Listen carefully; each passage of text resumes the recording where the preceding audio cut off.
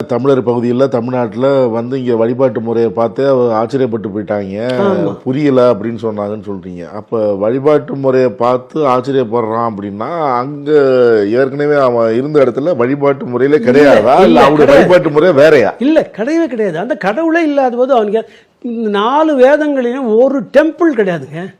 4 வேதங்களில் ஒரு இடத்துல கூட நான் கூட சொல்கிறேன். டாக்டர் ராதாகிருஷ்ணன் சொல்கிறாரு, அவரும் பிராமணன் தானே, அவர் எடுத்து சொல்கிறார், ஒரு கோயில் கிடையாது. பூஜை என்ற சொல்ல தமிழ் சொல்லுங்க. பூஜை என்பது என்னன்னா பூவினால் செய்யப்படுவது பூசை. எடுத்து பூஜை போட்டு இது பண்ணுறீங்களே, சாமி வணங்குறீங்களே, பூவினால் செய்யப்படுது பூஜை. அது அவன் வந்து இந்த பூஜை என்ற சொல் அவன்கிட்ட கிடையவே கிடையாது. பூஜை என்ற சொல் முழுக்க முழுக்க தமிழ்ந்து, புரியுதுல? அவன் கோயில் வழிபாடுனா என்னன்னே அவனுக்கு தெரியாது. டெம்பிள்ஸே அவன்கிட்ட கிடையாது. வடநாடுகளில் ஆகமப்படி அமைந்த கோயில்களே கிடையாது, கடவுளும் கிடையாது. நீ ஏன் வந்து முருகன் மாநாடு நடத்துறேன்னு கேட்குறேன். உனக்கு கோயில் கிடையாது, கடவுளாகிய முருகன் என்பது உனக்கு உன்னுடைய இதில் இல்லை. 4 வேதங்களில் ஒரு இடத்துல முருகனை பற்றி பேச்சு கிடையாது. நான் முழுக்க படித்தவன், 4 வேதங்களும் முழுமையாக 3 மொழிகளில் படித்தவன். ஆங்கிலத்தில் படிச்சிருக்கேன், இதில் தமிழில் படிச்சிருக்கேன். அங்கே கோயிலே கிடையாதுன்னா அங்கே முருகனை கும்பிட்றவனும் கிடையாது, அவங்க ஒன்றுமே கிடையாது. கோயிலே கிடையாது. அவங்க முருகனையும் முருகன் கோயில்கள்லாம் இப்போ போனீங்கன்னா டெல்லியில் இருக்கும்.